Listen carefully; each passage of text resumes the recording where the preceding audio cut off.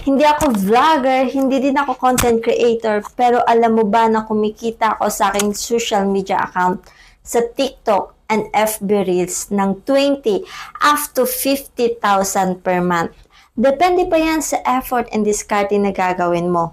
Sundin mo lang yung 3 simple steps na sasabihin ko sa iyo.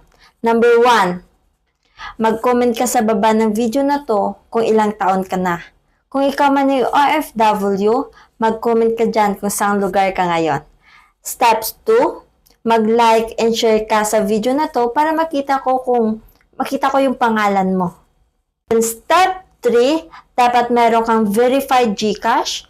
Kung wala man, dapat meron kang valid ID para magamit natin sa future transaction mo. So kung ikaw ay willing magpaturo, mag-comment ka dyan sa baba ng video na to para tuturuan kita kung paano. See you and God bless!